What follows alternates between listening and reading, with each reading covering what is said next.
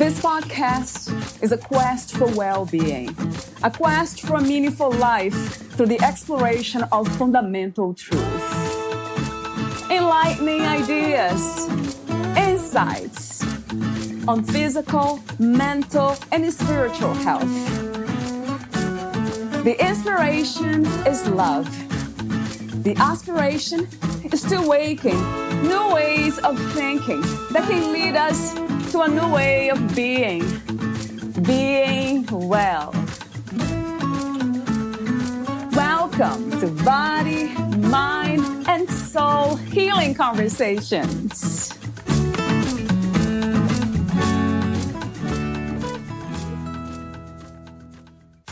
Valeria Teles interviews Robert Hamilton Owens, the author of Beyond Average, Developing Yourself Through the 20 Times Principle.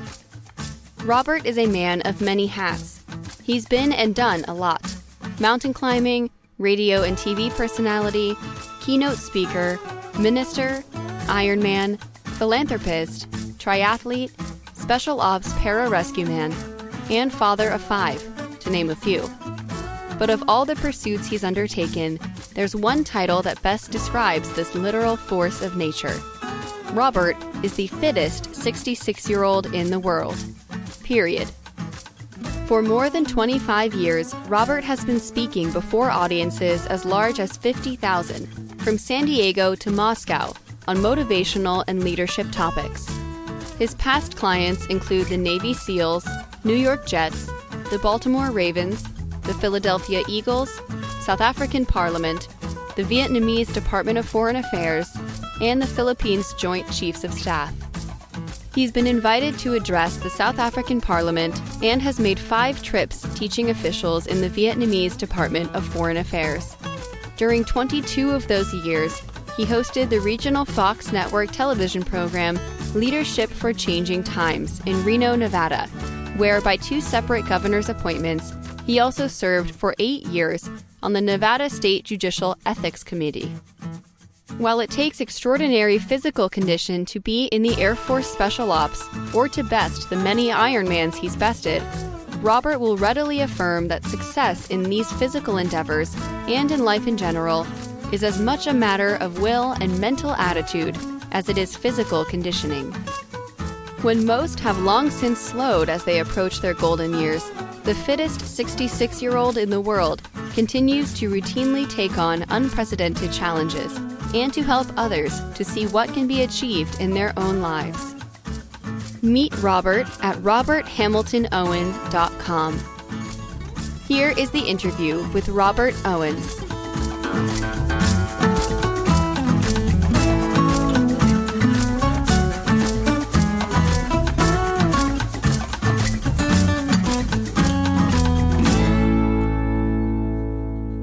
In your own words, who is Robert H. Owens? He's a guy that's just been growing and learning and experiencing life for decades. And it's been fun to grow and to challenge myself and to try to be a role model for others in how we age and in life. So I've been a consultant for a long time and a coach and a trainer and military special ops guy. So it's been a fun life. Before we talk about some specific topics in your book, it's titled Beyond Average, Developing Yourself Through the 20X Principle. So I have these warm-up questions, as I mentioned, off record. The first one for you, what is the meaning of aging to you? Just going through the different cycles of life. Do we learn specific lessons from the aging of the body? You know, I think some people do. I think some people just are existing and they just find whatever they do. Others, like myself, I say that we choose how we age. And if we invest in ourselves at least an hour a day for health, we find that we age differently than if we just are lazy and unfocused and let our bodies do whatever they want to do. You speak of average. This is a theme in your book and your work. What is to be an average person? I think an average person is a person that just is on autopilot. He's just cruising. he doesn't have any big goals or she doesn't have any big goals. They just sort of roll with whatever happens in their lives, and they don't aspire to do much more than just exist and get a paycheck and pay their bills and pay their taxes and raise their kids and survive. Why do you think is that, Robert? Why do they think that way? Or do they live that way? Everybody's different. They're all raised in different homes, in different environments and cultures. And I think the people that have influence on your life have a lot to do with the way that you live and dream and set goals and age. So some people just don't know any better. Some people are discouraged and not encouraged to dream bigger dreams or to try things that are difficult, or, everything that we want is usually outside of our comfortability. And most of us want to be comfortable versus being uncomfortable. So people just put it on autopilot and cruise, and they just sort of survive and live what I would say an average life. Yeah, that makes sense to me. And this is one of the topics that we discuss here. It has been a long time since I talked to someone about being uncomfortable. I know it's important to rest. It's very important for the heart, especially. It's okay to be stressed, but it's not a good idea to stay stressed. So I wonder, what is the balance? How can we find that balance of being uncomfortable, but at the same time, balanced? What I tell my students and when I tell people when I lecture, I say to them, when you want to do something great, when you want to do something very difficult or challenging, you cannot live a balanced life for that season of that life, because you have to live an unbalanced life where you're focused like a laser on your target, on your goal for that 3-month or 3-year period of time. And then you can go back and live what some people will call a balanced life later. And so you have to find out what you want to do and how bad you want to do it. And then are you willing to pay the price to focus, which makes you unbalanced for a season of time.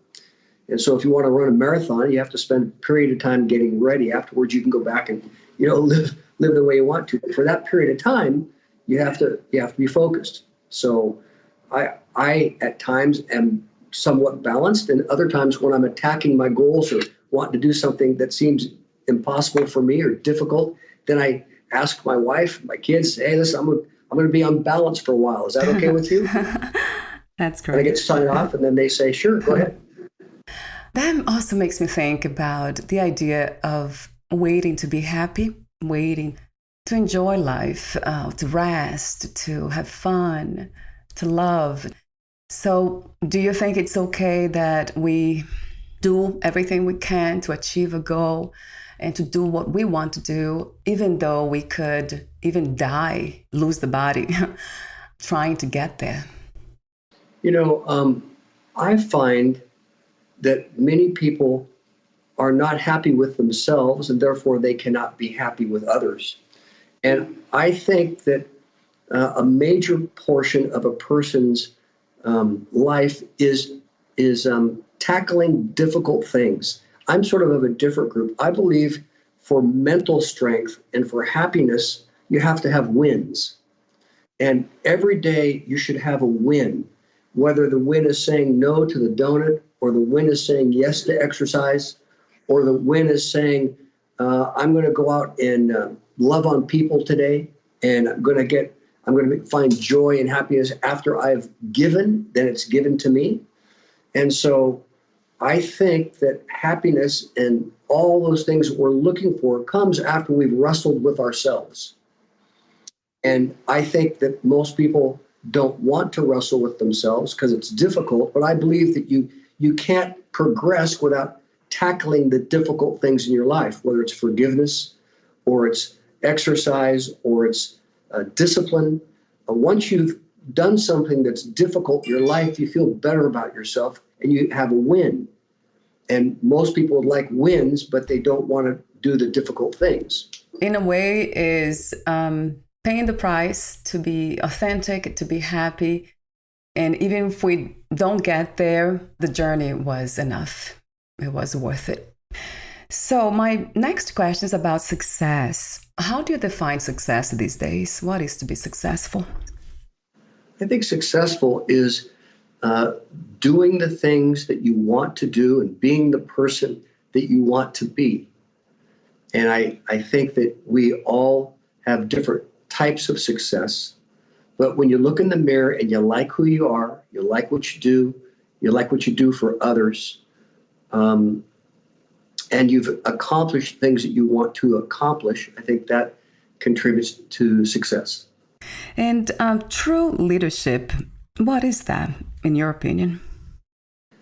For me, leadership is where people follow you because you have influence. And so I usually tell my folks when I'm lecturing and stuff, leadership is influence.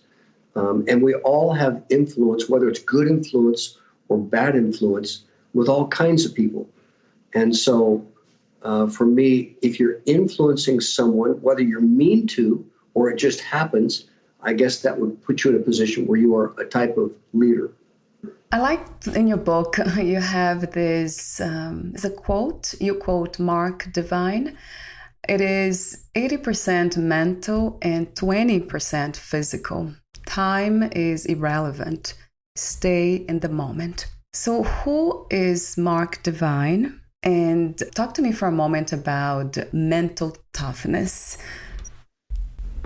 Mark Divine is a retired Navy SEAL officer, a commander, and he started a program to train Navy SEAL candidates for the Navy. So the Navy said, we are not getting the right candidates in the Navy. We'd like to have a pre-course where kids would come and you would train them because you're a 22-year Navy SEAL officer, and that you would prepare them that when they came in the Navy, they'd do better. And so he started something called SEAL Fit, which was a CrossFit gym.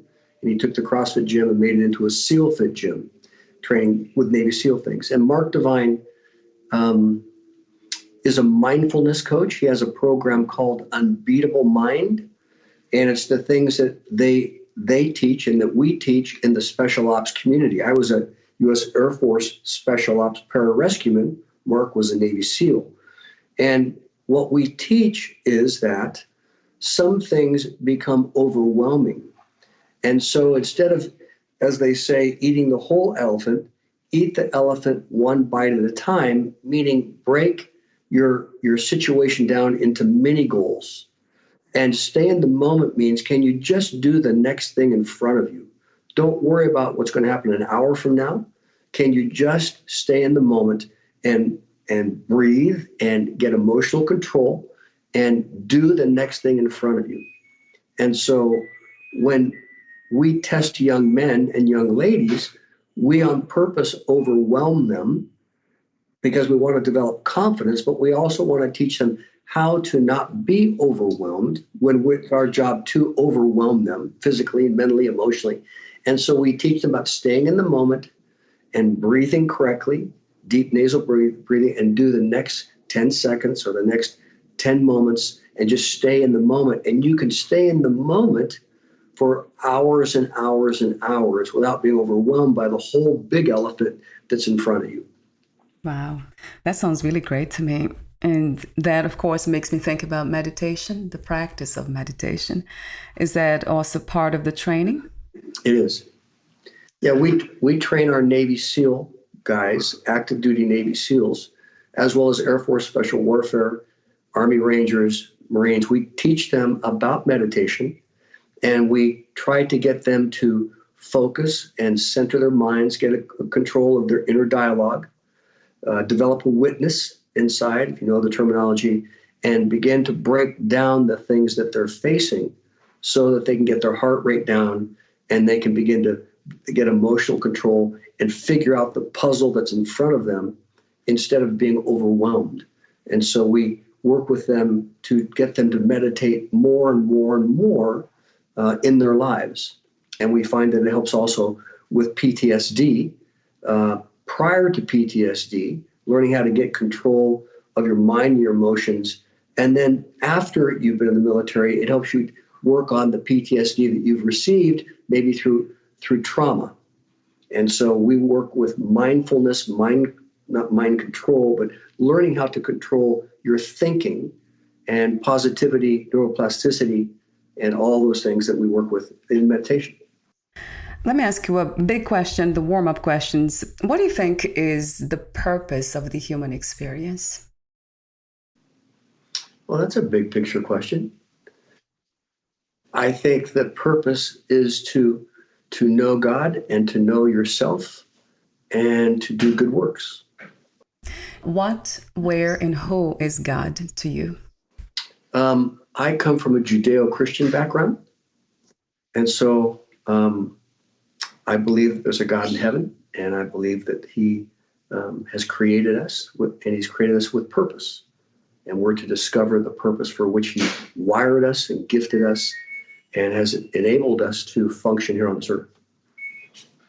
Do you believe we have one major purpose throughout our lives, or our purpose, it keeps changing from time to time?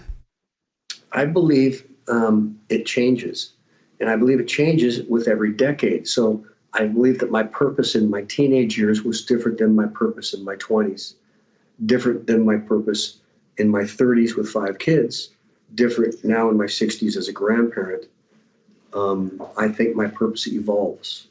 If there is one message you have to send to adopted kids and also kids with special needs, what would that be, Robert? It would be that you're not a victim and don't play the victim. I tell people, it's okay for a baby to have a diaper, and it's okay for the baby to poop in its diaper. But if you see a 20-year-old with a diaper on and a poopy diaper with a red rash, you'd say, change your diaper, dude. And most people don't want to do the hard work to change the stuff that they've gone through. So they stay a victim, and they create a world around that victimization and why people should see them in the light that they want to be seen. And that's called immaturity and lacking responsibility to deal with your stuff and work it through. What are some of the ways we can identify that kind of role or that kind of game within our own minds of being a victim? Listening to the excuses we have for the things that we do. That would be one. Does anything come to mind? Anything else? Like blaming others? Would that be one too? Well, sure. But I mean, let's say you're an alcoholic. And the reason you're an alcoholic is because you were sexually abused as a kid. Just because you were sexually abused as a kid doesn't mean that you have to be tortured the rest of your life and use alcohol as a crutch. So you're using alcohol because you chose an alcohol. No one made you to do alcohol. You chose it. And you need to look in the mirror and say, this is not the best way for me or for my family to handle my pain. I need to go work on getting through that pain in a socially acceptable way that helps my family and is not detrimental to my family. In your book, as one of your leadership lessons, you say the unexpected happen. You must enjoy the unexpected challenges. So that is a very interesting statement. You must enjoy. So let me ask you a few questions. What do you think is the world's greatest need at this time? Sensitivity to others, Right. sensitivity to people in need, and then the compassion to be a part of a solution to help others. Yeah, sensitivity in a sense of empathy, would you say they're connected? Mm-hmm. Yeah, I agree. Yeah, I say, if my kids have shoes, your kids ought to have shoes. If my kids have food, your kids ought to have food. If I have liberty and justice for all, there should be liberty and justice for all. So it's not all about me. It's about others as well. And so it takes work to think from someone else's point of view, not just your own. So talk to me for a moment about the challenges that you have faced in 2020 with the coronavirus and everything else that's happening. I came home from doing the 7 marathons in 7 days on 7 continents. And I just felt like I was going backwards physically. And so I finally said to my coaches, something is not right. And I finally one day I woke up and said, I'm having a heart attack. So we went to the hospital and I told the doc I'm having a heart attack. And they said, well, you're so calm, And I said, well, I'm just having a heart attack. So let's deal with it. And I had the 3 stents put in. I had a lower right ventricle that had been closed and blew up. And so that was an interesting challenge. Again, I try not to have problems. Problems are negative. I try to have challenges, and challenges are positive. And so I said, okay, great. What am I going to learn from this heart attack? And it was interesting making a comeback and getting physically back where I wanted to be. And then I got COVID. And when I got COVID, I went, well, this is interesting. Again, this is another adventure. It's not a deal breaker. It's not going to kill me, but it's not going to be comfortable. So I guess I'm going to have to experience COVID and ride this thing and see what happens.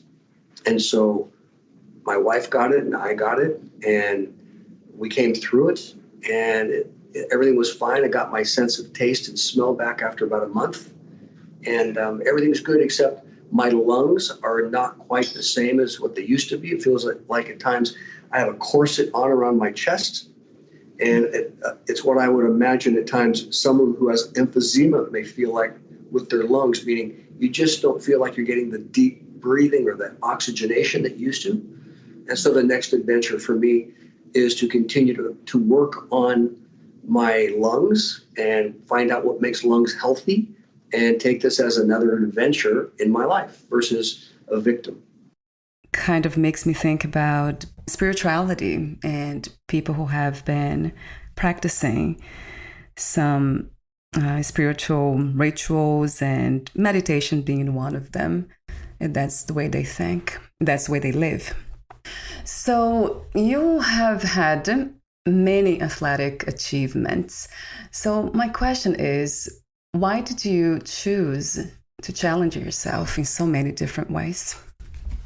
The book says, the title is Beyond Average.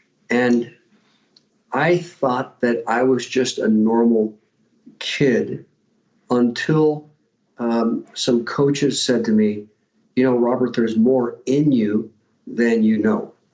And you've not allowed someone to push you mentally or emotionally or spiritually or physically to those new places inside you that are untapped.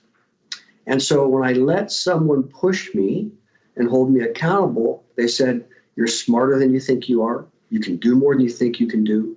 And if you'll let us, we'll show you that there's more in you.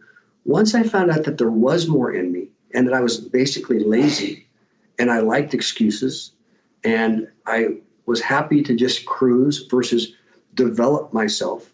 Once I figured out that there was more there, then my life has been a series of, I wonder if, Okay. I wonder if, Yeah. I wonder if. And then if I hang around the right people and I say, I wonder if, and they go, you probably can. And I say, you think so? And they go, yeah, you ought to try. And so my life experience is I went from being mentally average, cruising, lazy, excuses to I don't have the right to have excuses because there's more in me than I've been willing to look at in the mirror.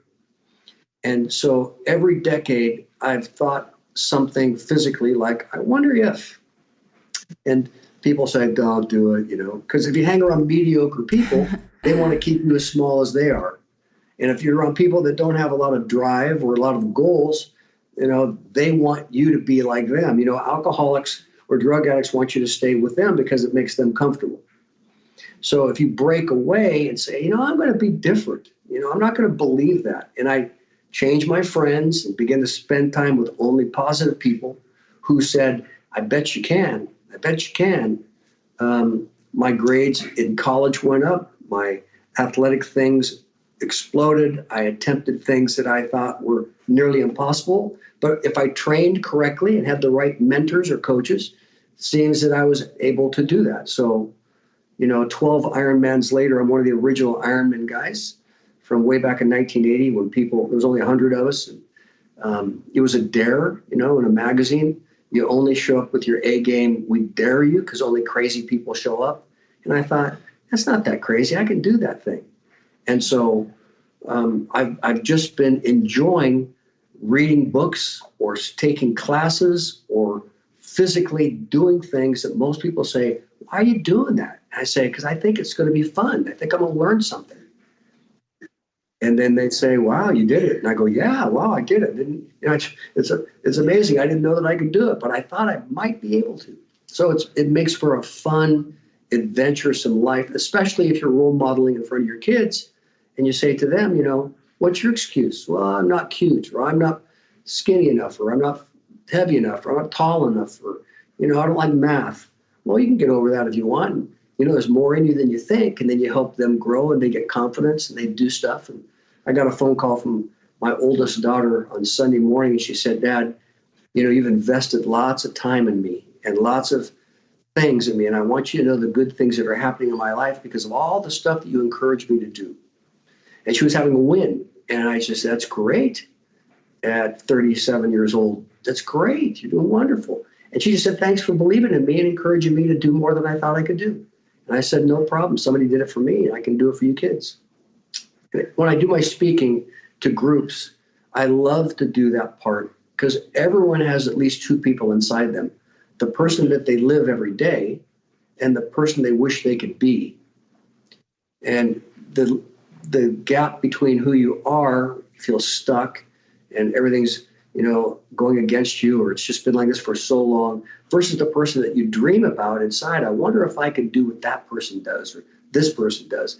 And when you get that gap and you see that it just takes saying no to some things to say yes to some other things, and you can change, then people's eyes get real big. And I get letters and emails from around the world, people saying, I heard one of your podcasts and I believed it and I tried something and it changed my world. And I'm doing things now I've never done before.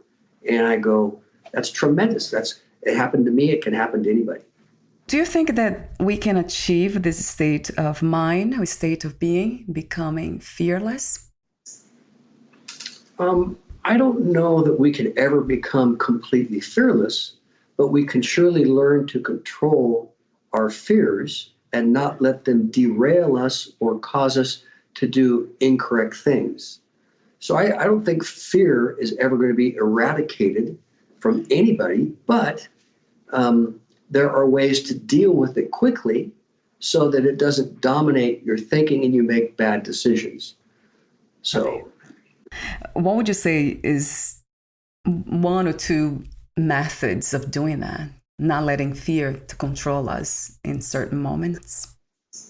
Well, as I mentioned before, when we train Navy SEALs to come down under a helicopter into a firefight, and there's bullets flying everywhere around, or Air Force Special Warfare guys, pararescuemen.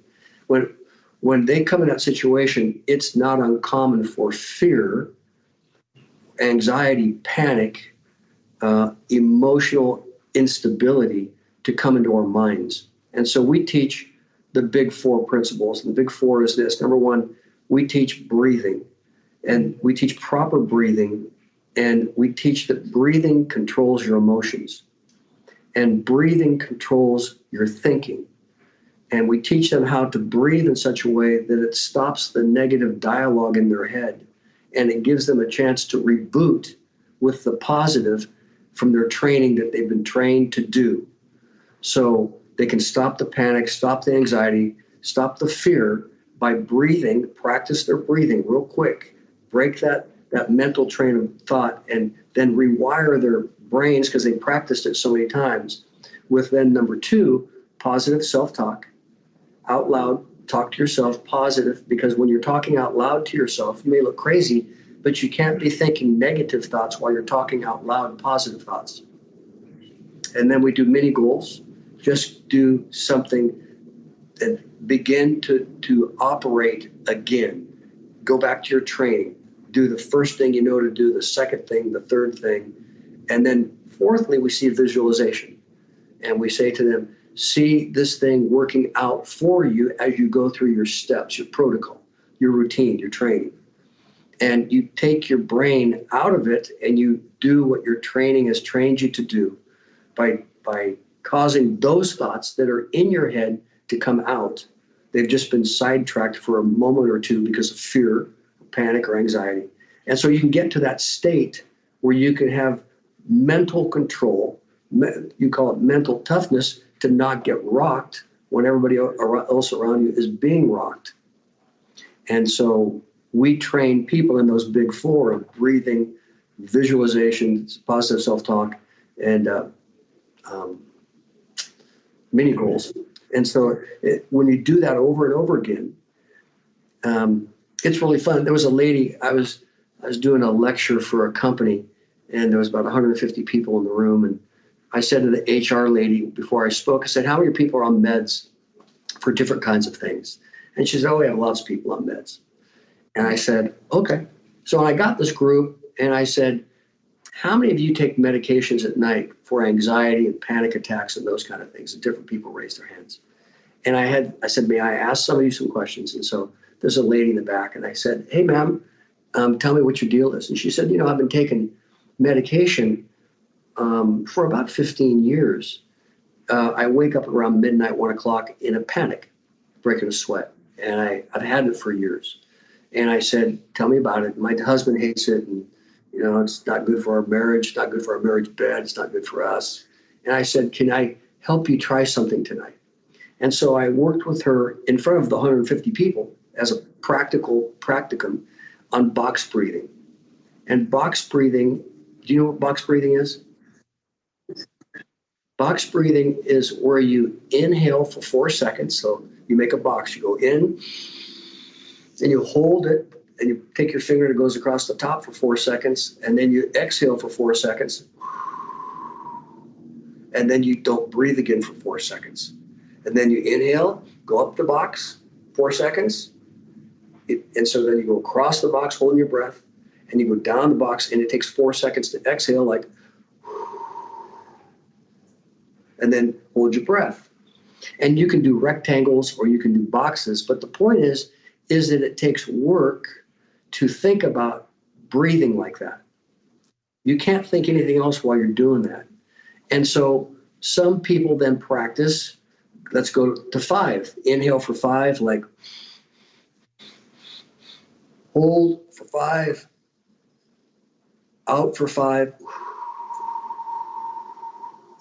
hold for 5. And we practice going 5s to 6 to 7s to 8s and see what you can do so that you then are focused on the inside about what's going on inside of you by your breathing versus the stuff that's going on around you.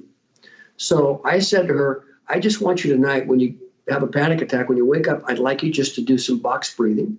I'd like you to do maybe 4s, try the 4, and see if you can do 10 4s in a row. And so she said, okay. And the next day she came back in and I said, hey, how'd you sleep last night? And she said, it was phenomenal. I fell back to sleep without any medications. I said, when? She said, when I was box breathing. Because I got the panic out of my mind and the fear and the anxiety, and I focused on this breathing internally. And all of a sudden, all that stuff went away and I was relaxed. And all of a sudden, I just fell back to sleep. And so there are some people, when they get into an MRI, they go into the tube, and that tube is claustrophobic. So we say, we want you to close your eyes and just begin to box breathe and just begin to focus on you on the inside versus the tube that's on the outside. And can you do that box breathing?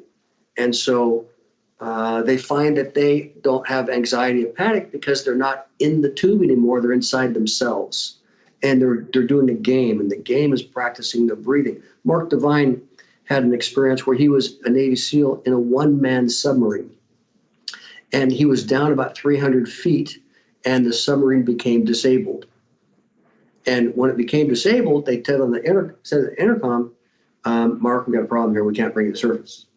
And we don't know how long it's going to take. And all of a sudden, Mark's first thought was, oh no, I'm in my coffin.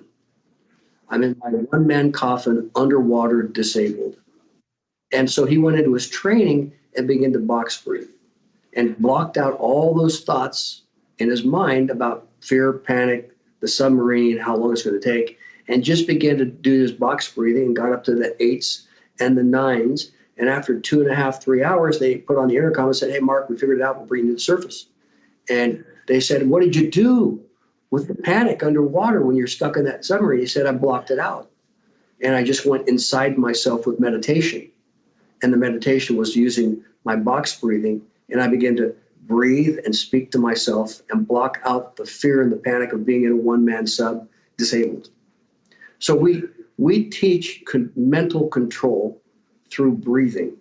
And it works for athletes, works for military, it could work for people who don't want to be on meds. You can take control of your mind and not think other thoughts than the thoughts that you want to think. And that takes practice. It's called being in a mind gym. You go to a physical gym workout, and then you go to your mind gym and you work out. And you do that 2 or 3 times a day. When you get up in the morning or at lunchtime or before you go to bed, you meditate or something, and you can learn to be at peace and think your thoughts and not the ticker tape of thoughts that just want to come into your brain. That's how powerful breathing is. And you're right, it sounds really simple, but it's not easy because it takes practice. We need to practice every day. Do you have a guided meditation? Do you do that? Do you offer that online somewhere? I don't. No. I find that there's so many good meditations out there for different kinds of people with the things that they want to meditate on. And so I have the things that work for me mentally for my life. I find that those aren't the same for others. Some are much more Eastern-minded than Western-minded. Some are much more mindful in the way they attempt to do their things. Some have different mantras and chants. Where we would say positive self-talk, they would have a mantra or a chant that they would use. So I leave it up to them to explore, to find out how they want to develop their meditation practice. Yeah, so it's very unique. Yeah, it depends. Question came to mind. It's a bit after the topic. So you had a heart attack and you have been you're considered a healthy person pretty much all your life for so many years. So I'm wondering what went wrong. Did you find out the cause of that? Yeah, I did. In the book, it talks about how I wanted to do an experiment. I wanted to see if I could grow older and stronger versus older and more frail or weak. And so I went into a training period of 3 years to take on 5 endurance events. And one of the endurance events was a Navy SEAL Hell Week, 50-hour nonstop Hell Week. And I wanted to see if I could survive it and do it at 66 years old. And I'd be the oldest guy to ever attempt it. And so right after that, I did my 12th Ironman. And right after that, I did the 7 marathons in 7 days on 7 continents. And the point was to prove that we can choose how we age. And if we focus and eat right, sleep right, train right, we don't have to just be seniors that are getting more frail, can't get on the floor with our grandkids, be obese, have big stomachs, not sleep well, blah, blah, blah. So in one of those, the doctor said, you blew your artery. And I said, what does blow your artery mean? He said, it's like you put too much air in a bicycle tire. It blew. And I said, oh, he said, what kind of pressure did you put on your heart and artery to cause yourself to blow an artery? And I chuckled and laughed. And I said, which time? would it be during the 7 marathons, or would it be through that Navy SEAL 50-hour nonstop in and out of the ocean, in the sand, up and down mountains?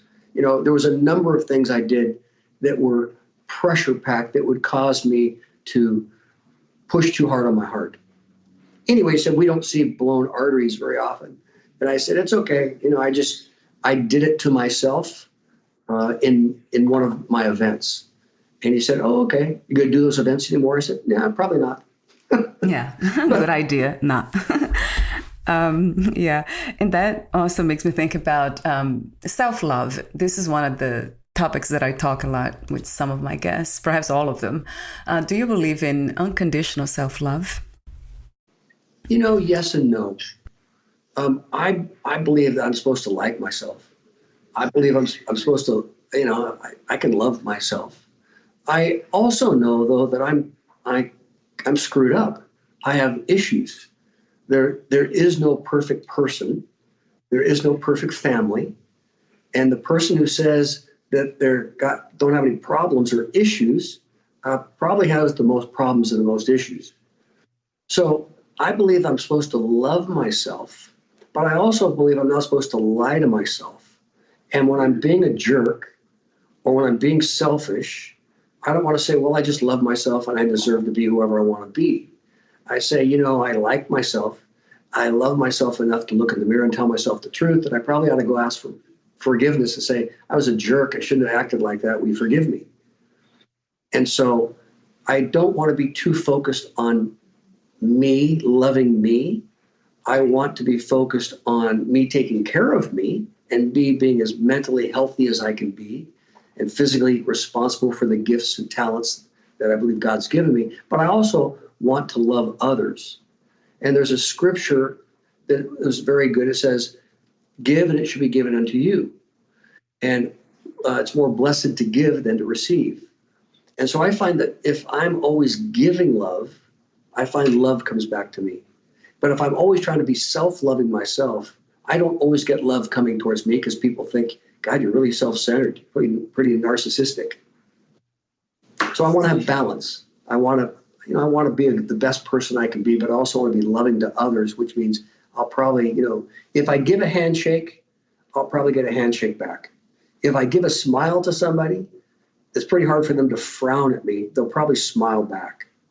If I say something nice to somebody, they probably won't say something mean to me. So I set up my world by what I give, not what I get. And so every day when I walk out of the house, I start my day thinking, I'm going to plant good things out there, which makes me feel better, and I get a better response from people because it's hard for them to say something mean or do something mean or be selfish if I'm not being that way towards them. But if you have road rage, then you have to get a hold of your mind, and that person flips you off and you didn't do anything wrong. You just have to get a hold of your brain real quick and say, it's all right, it's no big deal, let it go. And so I have to work on myself a lot. I love what you said about not lying to ourselves too. That's so wonderful. Yeah, being strong enough to tell the truth. Yeah, I just think that if you live long enough, you know yourself. And you know the good side of you, and you know the not so good side of you. You know when you're being kind and sweet and listening and sensitive. And you know when you're just being a jerk and you're just saying, screw it, I'll do what I want to do. If you don't like it, get out of my way. And, we all know each other. We know ourselves. And looking in the mirror, you can either say the truth, or you can just keep saying the same old lie that's got you in the same hole for the last 20 years. Yeah. What is the meaning of freedom to you? What is to be free? The ability to say no. Yeah, it's so challenging for us, especially women, I would say, to say no. I couldn't say women or men. One's tougher than the other. I have 3 girls and 2 boys. I just know that for me, when you ask that word of freedom, personal freedom is the ability to say no. And most people, if they're emotion-based, don't have the freedom to say no because they do whatever their emotion dictates at the moment. Whether it's eat ice cream or have a drink or just cuss somebody out because they feel like it. And I work on saying no to myself a lot so I can say yes in other areas. Yeah, this is something that I have here from your book. It's a powerful statement. Yeah, and you say you must learn to say no if you are going to yes. Yeah. Would be another conversation, learning the steps of how to do that. What do we have to do first? Work on ourselves, right, Robert? Knowing ourselves, perhaps. You know what? When I work with my students or when I work with training guys and stuff, it's it starts with just a little thing like I'm just not going to smoke 20 cigarettes today. I'm going to smoke 19, or I'm not going to eat that crap food that I always eat in the morning. I may do it in the afternoon, but I'm going to say no to something. There's a book out called Habits. And in the book Habits, it studies cultural habits, family habits, personal habits. It studies how do you change habits. And the thesis is just one step at a time. And so if you can learn to say no to something which gives you a win, because you said no to it, normally you say yes to it, then you can go, I had a win today because I didn't eat that, I didn't say that, I didn't think that like I normally do. And that encourages you to have another win the next day. And day after day, if you'll say no to something, start somewhere and just say, that's not who I want to be, or that's not the way I want to live, or that's not what I want to look like, or that's not what I want to think. And you begin to say no and challenge yourself, then in the struggle, which everyone should be struggling, I believe, every day. Everyone should be attempting something difficult in and on themselves every day, because that's where life is found, is when you get those wins, taking yourself on, and you change your mind and your mindset by doing stuff you want to do, but it's hard to do. And it's in the struggle that you find happiness and you find life and you find freedom.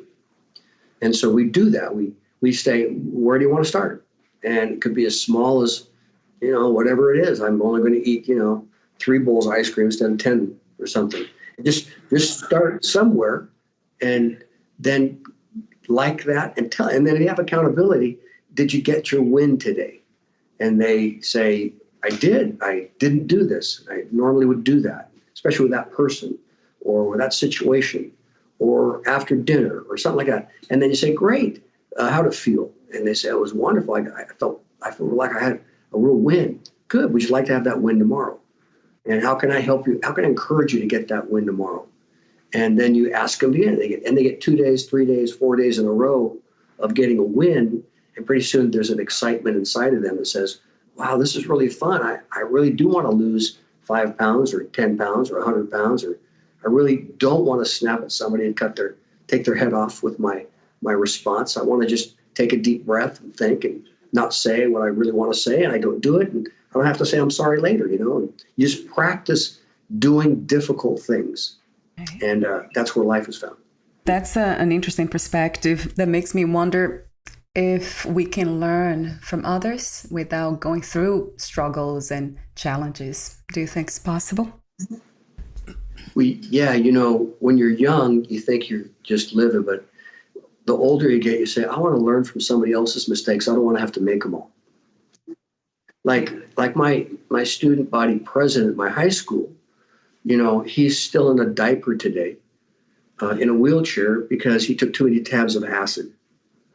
And when drugs were in my high school, mescaline, psilocybin, acid, everybody said, should I experiment? And so you could say, yeah, I want to experiment, but we have 4 baseball players who are dead because they got stoned and burned the house down on top of themselves. And student body president is still in a diaper because he blew his brain. So is it worth it for me to go down that road just to experience all of life, or do I want to learn from somebody else's mistakes? And so hopefully I've got to a place where I'd like to minimize pain in my life. And so I try not to make all mistakes. I let other people make some too. And I try to learn from their mistakes, whether it's in finances or relationships or whatever it is. So how did you become a writer? What was the intention of writing your book, Beyond Average? People asked me, how have I done the things in my life that I've done? And I don't think it was any big deal, And then when I knocked out these 5 events and I got classified as the the mentally toughest, physically fittest 66-year-old in the world by Spartan Games, people said, how do you do this? What kind of a world do you live in? And I thought, well, it seems sort of simple to me, but I guess it isn't simple. So maybe I should write about it. I never had an ego. People have been saying to me for years, when are you going to write your book? And I have no ego drive to write a book. But when they said, can you explain your way of thinking? Because we'd like to attempt things too. We just don't know how to do what you do. And so when I started telling my stories of this is the way I thought to accomplish whatever it was I accomplished, and this is what I did to have to set myself up, then people began to call all the time, will you train? Will you coach me? And this and that. And the things that I took for granted that were sort of simple for me because of the coaching I'd had in my life, I found it wasn't simple for others, and I wanted to help others. So I wrote it down, and I put my email in there and said, if you read the book and you want to email me, I'll be happy to converse with you. And I get these letters from all over the world saying, hey, dude, I tried this, or that's blah blah blah. And I've just almost finished a second book, and the second book is how to do the first book. And so the steps that I've used, the 7 steps I've used to accomplish near impossible things, and it comes because I train special ops kids, girls and guys. We've never had a Navy SEAL girl. We've never had a Navy SEAL pararescueman. We've just got our first and second Army Ranger woman, which is a great breakthrough. But we have classes of like 150 candidates come in at a time, Air Force or Navy SEAL or whatever. And they all think that they're going to do great. And then one by one, they quit. And usually each class graduates out of the 150, about 15 or 20 after 2 years of training. And all the ones that quit got crushed, and they were overwhelmed, like I shouldn't have ever tried it, or, this or that. And we, as parents or grandparents or as instructors, say, no, you had the talent and the ability, you just didn't train right. You didn't think right. You didn't develop your mind as well as your body. And so if you would have listened to the right people and had the right mentorship, you could have done what you attempted to do, but you didn't train mentally and physically, emotionally correctly for what you were going to encounter, and it crushed you. And I get so tired of talking to these young people that are so bright and so gifted and then so crushed, and they quit. And I look in their eyes and their dream is dashed. And it's like, I say to them, this was a great learning experience. Will you come back and try again next time with what you've learned? And almost 99% of the time, they never come back. They're just crushed. They never want to try it again. So I want to be an encourager to kids and say, you're smarter than you think. You're more gifted than you think. You're able to do far more than you think. And that 20X principle is there is 20 times more potential in everybody than they've ever allowed someone to bring out of them.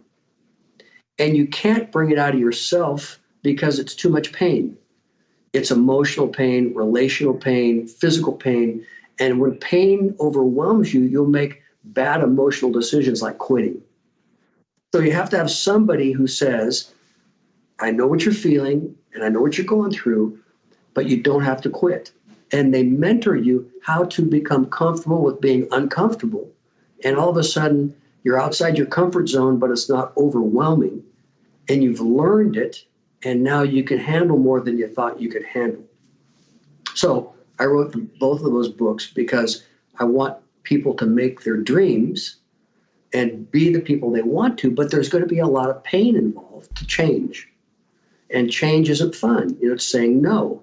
Yeah. None of us like to say no to ourselves all the time unless the goal is really good.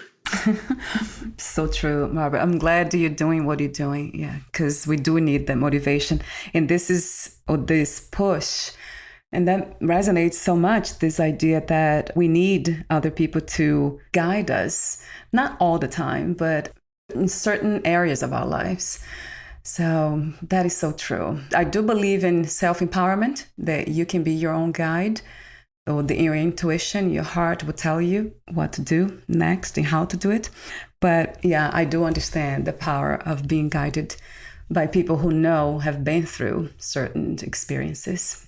Sure. That's why seniors are supposed to be able to mentor young people, because they've been there, done that. But here's a thought. Here's the self-empowerment thing is a dangerous thing, because, we were raised a certain way, whether it's white, black, Asian, a certain age group. We're raised in the South or the North or Northwest or California or Africa. So we have a paradigm of how we think.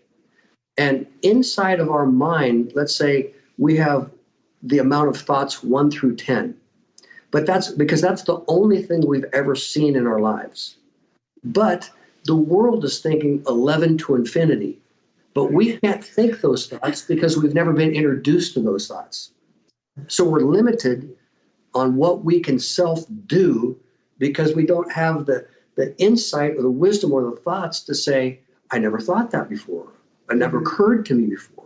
Well, who taught them that? How come they didn't teach me that? I've never known that. I'm 60 years old, and it's the first I've ever heard of it. And it's sad because we're all stuck with this limited mind, and we try to make our best decisions with that limited mind, but we don't have all those thoughts that we need. So we need to go to somebody and say, tell me how you thought that, or tell me how you accomplished it, or tell me what you were thinking, or did your parents raise you differently the way my parents raised me, or my school, or my coaches, or how did you do that? I can't even imagine that.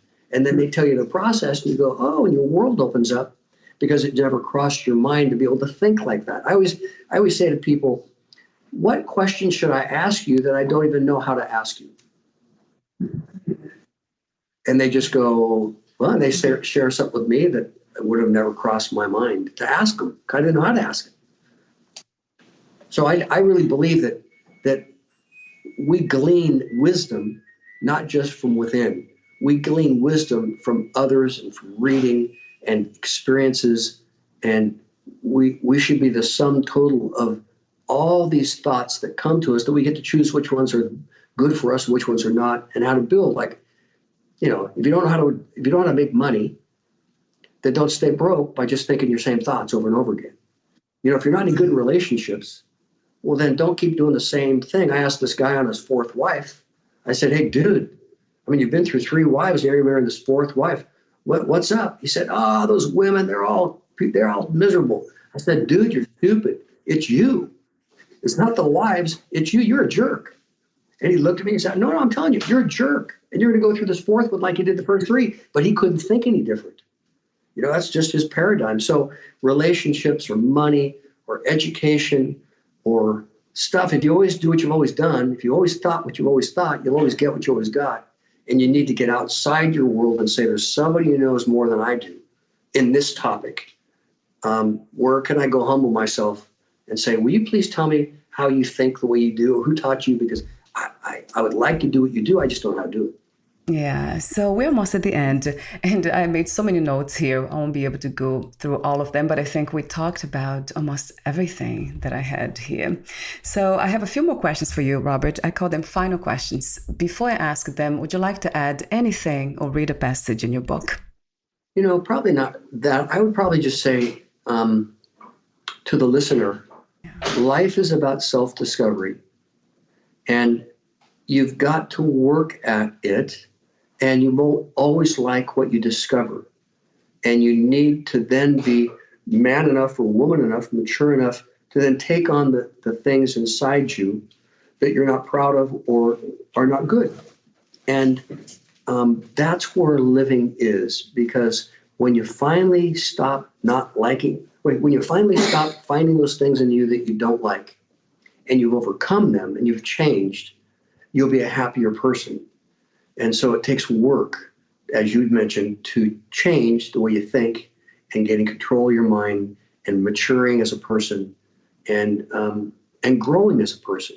And it's painful, but it's necessary. And if you're always trying to get away from pain, you'll always stay stuck in your stuff. And then you blame others and you won't have a happy life. So we all need to work on our stuff. I have 3 more questions for you. What was the hardest lesson to learn about yourself and life as of today? Fair enough. And, you want to add to that? No, I just know that I'm wired. I'm wired from someplace deep within that I can just be really selfish with my time, with my thinking, with my reactions.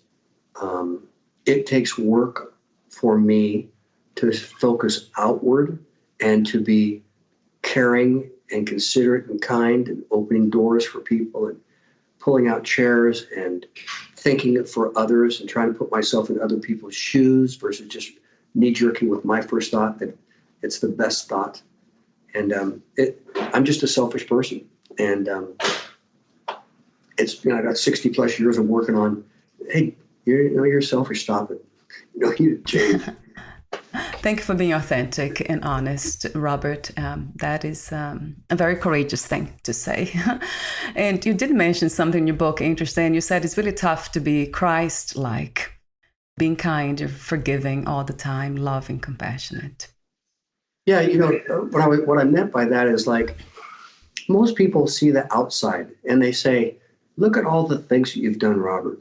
I mean, those things were really hard, from jumping out of planes to, all this physical activity and special ops military and blah, blah, blah. What's the toughest thing you've ever done?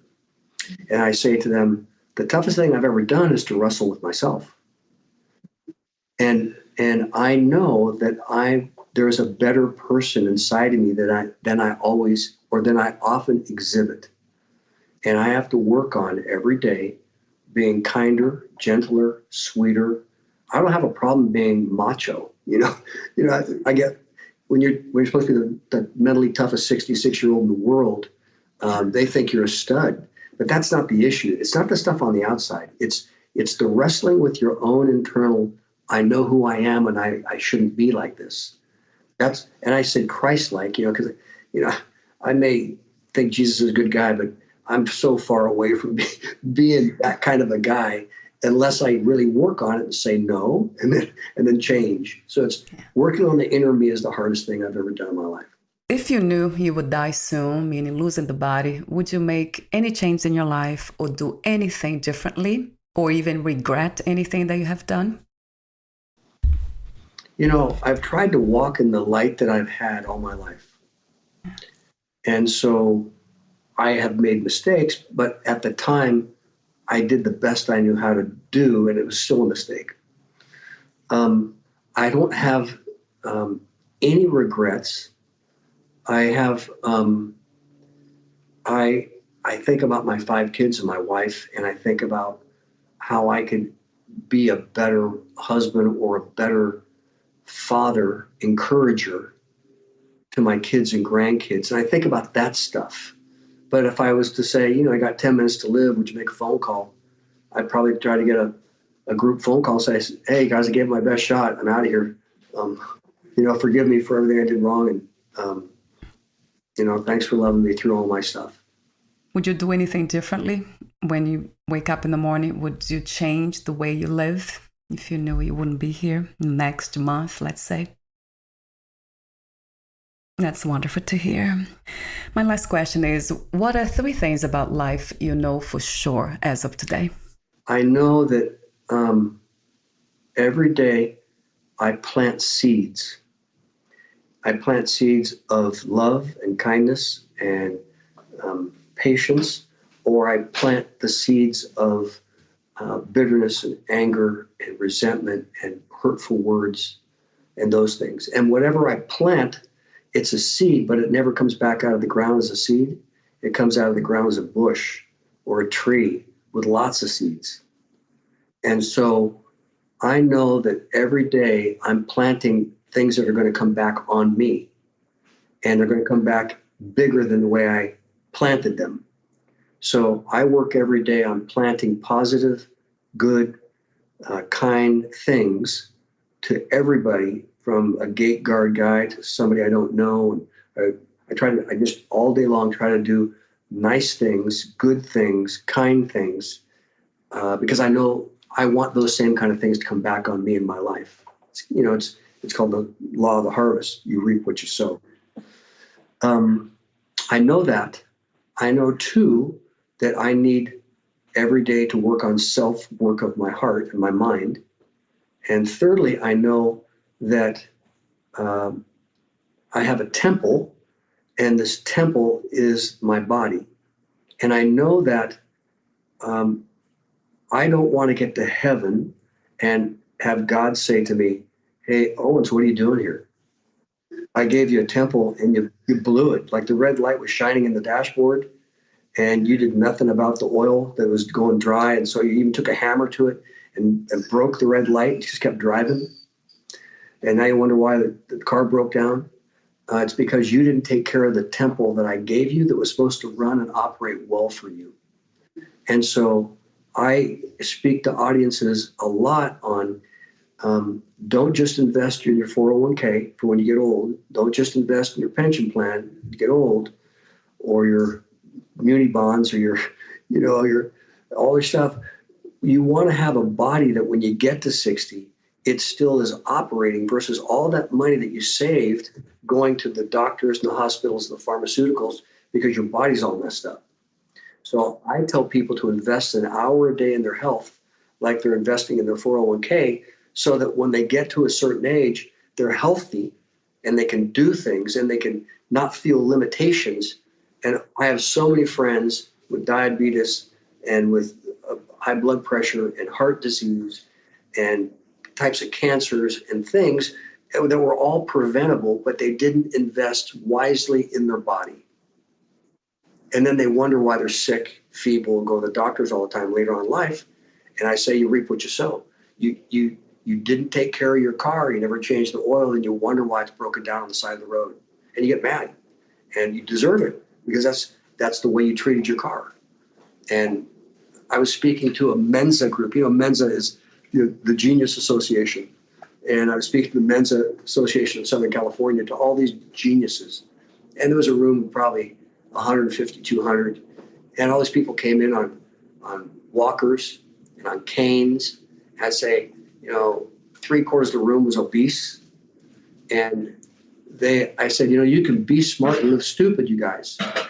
You're really smart, but how many of you are sick and you wish you weren't as sick as you are? They all raised their hands. People started crying. I said, why did you let yourselves go in your 20s, your 30s, your 40s, your 50s to now you have these broken down bodies? And it's going to take a lot of work to regain that kind of sense of health. So I tell people, if I know anything, invest an hour a day in your health so that your temple, your car will run as long as it's supposed to run and not have any regrets.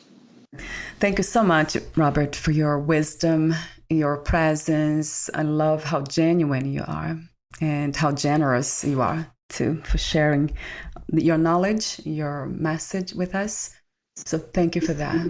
Sure. May I say one last thing? Yeah, absolutely. To all the listeners who are listening today, what I would like you to do is to write an email to Fit for Joy and say, this is what I got out of this.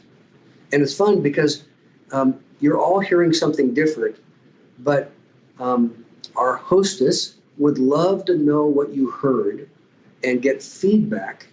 And so please write an email or a text if you know, or a call and say, hey, that guy, I learned this, and this, or I thought the guy was a jerk. Don't ever have him back. But give feedback so that our hostess can know how to do more programming and help you guys. So that's what I want. Yeah, that's wonderful. And my last question is, where can we find more information about you, your books, products, services, and future projects? My website is my name, Robert Hamilton, like the stage play Hamilton, roberthamiltonowens.com. And if they want to write me, I'll probably answer their email or write it back. Yes. Thank you so much again, Robert, and we'll talk soon. Thank you, Teles. Bye for now. Bye. Thank you for listening. To learn more about Robert Owens and his work, please visit roberthamiltonowens.com. To learn more about this podcast, please visit fitforjoy.org/podcast. Thank you again for listening, and bye for now.